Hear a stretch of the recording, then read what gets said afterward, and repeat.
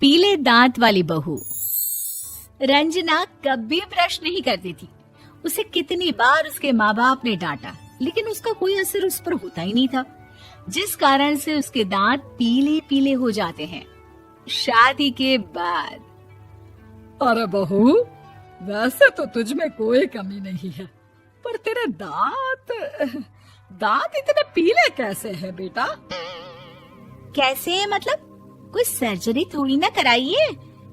वो तो क्या नाम, मैं ब्रश नहीं करती थी तो पीले हो गए। अब क्या करूं? आप कहें तो लाल करवा लूं या फिर काले? यार ये क्या है, क्यों माँ से लड़ रही हो? लड़ रही हूँ? अरे मैं लड़ रही हूँ या ये बोल रही है कि दांत पीले हैं, पीले। अरे तपस्या थोड़ी ना की है इन्हें पीले करने के लिए। बकायदा ब्रश नहीं किया है 20 साल तक, तब जाकर। छी, कैसी बात कर रही हो? ये उस वक्त तो पीले नहीं थे जब हम लोग तुम्हें देखने आए थे। अरे तब साफ करवा लिया होगा डेंटिस्ट के पास जाकर। अब देखो कैसे पीले पीले लग रहे हैं। रंजना सास की तरफ गुस्से से देखती है। फिर शुरू हो गई पीले पीले पीले।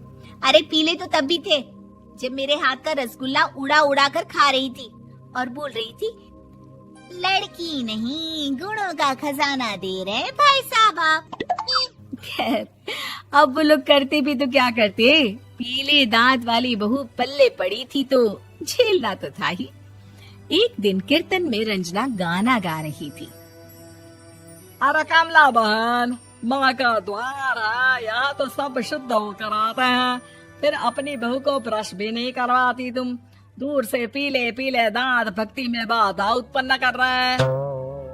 अरे कोई 2 साल के बच्ची थोड़ी ना लेकर आई हूँ मैं बहू बनाकर। अच्छी खासी लड़की है, अरे कैसे करवाऊं ब्रश? ये तो उसे खुद करना चाहिए ना। अब माँ बाप तो इसके जैसे तैसे निपटा दिए, ये नहीं सोचा कि सास कैसे संभालेगी।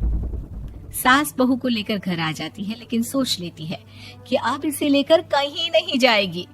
अगले रोज बहू कहती है, अरे क्या हो गया, मंदिर नहीं जाना क्या? कीर्तन का वक्त हो रहा है। मेरी मधुर वाणी से कान्हा जी जागते हैं और सोते हैं। आप तो जानती है ना उनकी भक्ति में कितना मन लगता है मेरा। वो क्या है ना, तबीयत ठीक नहीं लग रही है मेरी, आराम करूंगी मैं। तबीयत ठीक नहीं लग रही? अभी तो मिथुन के गाने पर नाच रही थी आप, और अब बोल रही है कि तबीयत ठीक नहीं लग रही।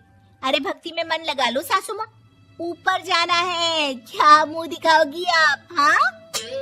सास को बहू की बात पर गुस्सा आ जाता है। मैं क्या मुंह दिखाऊंगी, इसकी चिंता तो ना कर, समझी? अपने मुंह की चिंता कर, जो ये पीले पीले दांत लेकर हर जगह पहुंच जाती है। पता है लोग कितना मजाक बनाते हैं। ना जी ना, मैं नहीं जाना कहीं तेरे साथ। तो ये बात है, कोई ना, मत जाओ, मैं अपने कमरे में ही बैठकर भक्ति कर लूंगी। ऊपर वाला दांत थोड़ी ना देखता है, मन देखता है, भावना देखता है। और अरे बस बस, तू सब कुछ दिखा, बस ये सफेद चमकदार दांत ना दिखाना किसी को, है? जा यहाँ से। बहू को सास की बात का कोई फर्क नहीं पड़ता, वो तो जैसी थी वैसी ही रह जाती है। सुबह नहाकर किचन में खाना बनाना, फिर खाना खाना, कीर्तन भजन करना और सो जाना। एक दिन, माँ जी मैं सहेली के घर जा रही हूँ, शाम को लेट आऊंगी। हाँ हाँ तो जाना, मैंने कौन सा तेरी आरती करनी है घर पर बैठकर। रंजना सहेली के घर जाती है, जहाँ वो पार्टी में जाने की तैयारी कर रही होती है। अरे शिखा, कहाँ जाने की तैयारी कर रही है? मैं गलत वक्त पर आ गई क्या? अरे नहीं यार, उल्टा सही वक्त पर आ गया। मैंने ये साड़ी और ज्वेलरी निकाली है यार, शाम को इनके ऑफिस की एक पार्टी में जाना है।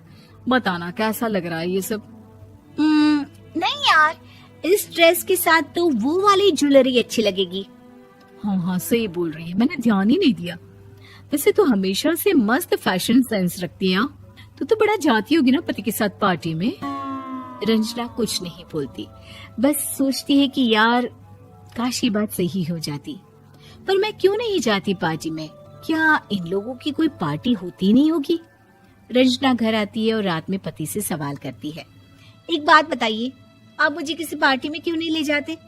क्या आपकी यहाँ ऑफिस में पार्टी नहीं होती? पति बेचारा क्या कहता कि दांत पीले हैं तुम्हारे इसलिए। अरे कोई पार्टी होती नहीं हम लोगों के ऑफिस में, तो कहाँ से लेकर जाऊं? और मार्केट, मॉल, कहीं वीकेंड घूमना, कहीं तो। अरे यार, सारे हफ्ते में एक छुट्टी मिलती है, तो सोचता हूँ कि आराम ही कर लूं। क्यों? रंजना मन मार के रह जाती है। पहले कभी सास के साथ मंदिर जाया करती थी, लेकिन वो भी सास ने ले जाना बंद कर दिया। घर बैठी बैठी रंजना बोर हो जाती है। तभी उसे आइडिया आता है और वो मायके जाने का सोचती है।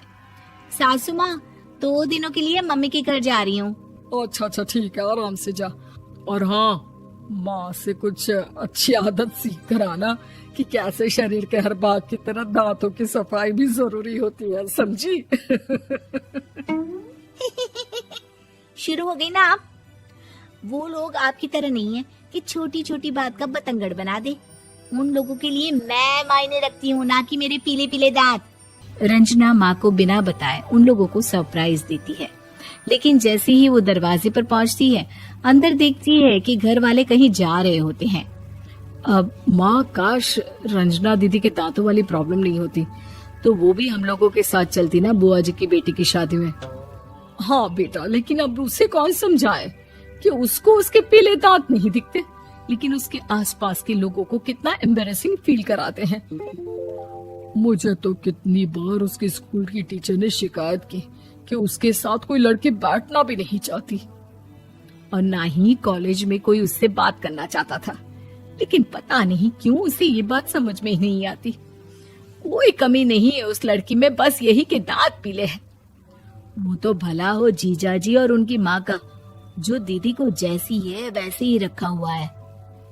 रंजना को अपने घर वालों की बात सुनकर बहुत दुख होता है।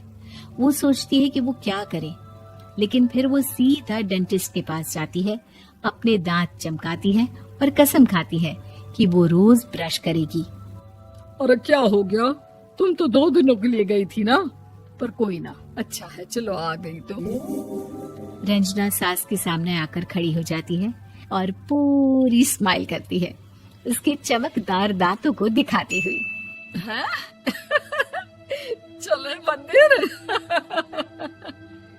माँ, मुझे माफ कर दीजिए, मैंने आप लोगों को बहुत एम्बैरेसिंग फील करवाया। मैं आज से रोज ब्रश करूंगी।